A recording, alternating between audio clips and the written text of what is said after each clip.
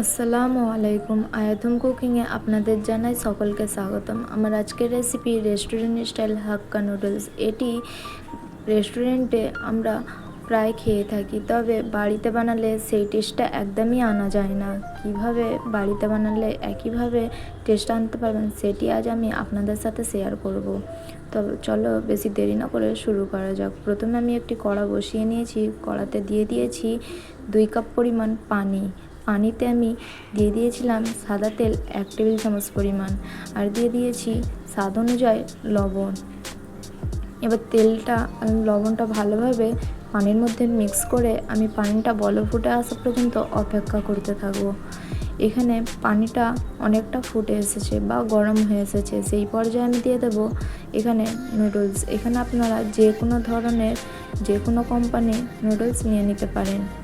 এবার আমি নুডলসটা ভালোভাবে পানির সাথে মিক্স করে এটি সিদ্ধ করে নেব 80% মতন।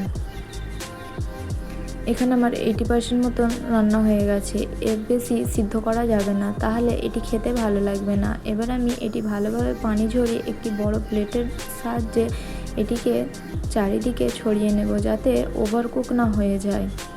এবার আমি 1 টেবিল চামচ পরিমাণ সাদা তেল নিয়ে উপর থেকে দিয়ে ভালোভাবে মিক্স করে নেব। এখানে একটা ছোট্ট টিপস দিই, যখন চাউমিনটা সিদ্ধ করে পানি ঝরাবেন তখন ঠান্ডা পানি দিয়ে একদমই ধোবেন না, তাতে করে এর টেস্টটা চলে যায়।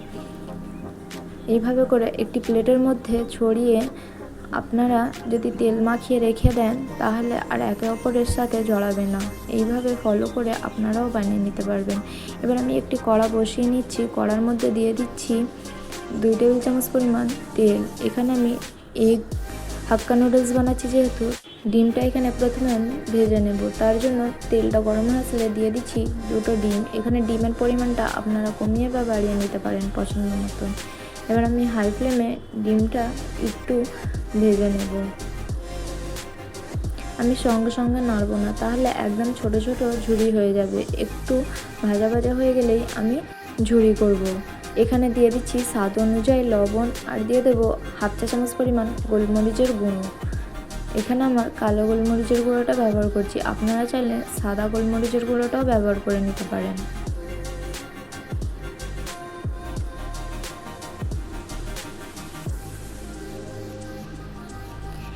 এবার আমি ডিমটা ভেঙে ঝুরি করে নেব।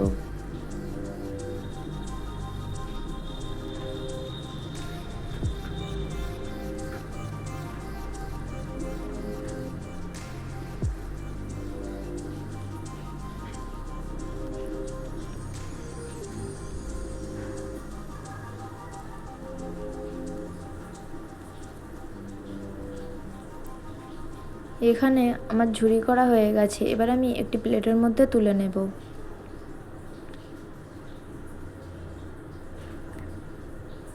আমি ওই একই কড়া নিয়ে নিচ্ছি 2 টেবিল চামচ পরিমাণ সাদা তেল। এখানে তেলটা গরম হয়ে আসলে দিয়ে দেবো কুচি করে রাখা বা চপ করে রাখা আদা রসুন। এখানে 1 চা চামচ পরিমাণ আদা আর 1/2 চা চামচ পরিমাণ রসুন কুচি নিয়েছি। এবার তেলের মধ্যে ফ্রাই করে নেব যতক্ষণ পর্যন্ত না এটি গোল্ডেন হয়ে আসে। আদা রসুনটা গোল্ডেন হয়ে আসলে দিয়ে দেবো আমি এখানে কাঁচা লঙ্কা। কাঁচা লঙ্কাকে আমি এইভাবে লম্বা লম্বা করে কাট লাগিয়ে নিয়েছি। এখানে কাঁচা লঙ্কার পরিমাণটা আপনারা আপনাদের পছন্দ মতন নিয়ে নিতে পারেন।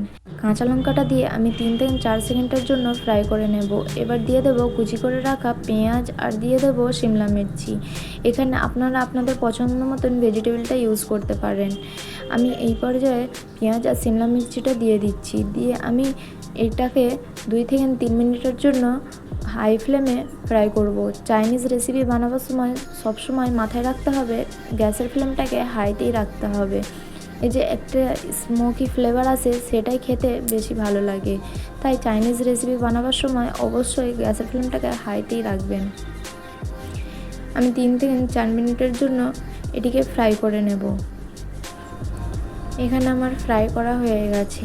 এবার আমি এর মধ্যে দিয়ে দেব কুচি করে রাখা গাজর। এই পর্যায়ে আপনারা আরও যদি ভেজিটেবল অ্যাড করতে চান অ্যাড করতে পারেন, যেমন কি বাঁধাকপি, ব্রোকলি, আরও অন্যান্য ভেজিটেবল। এবার আমি গাজরটা দিয়ে আবারও 3 থেকে 4 মিনিটের জন্য ফ্রাই করে নেব।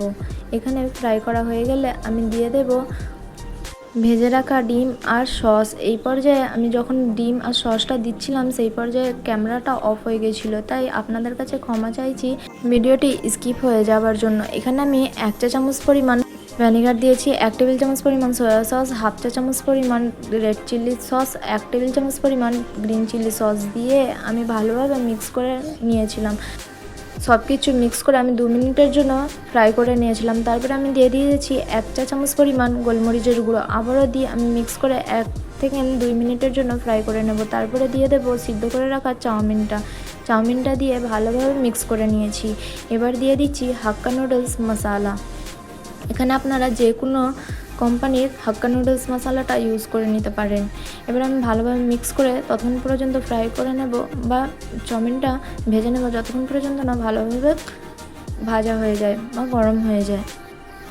এবার এখানে আমার হাক্কা নুডলস রেডি হয়ে গেছে। আমি একটি প্লেটের মধ্যে সার্ভ করে দেখিয়ে দিচ্ছি। দেখে নিশ্চয়ই বুঝতে পারছেন যে কতটা সুন্দর আর লোভনীয় হয়েছে।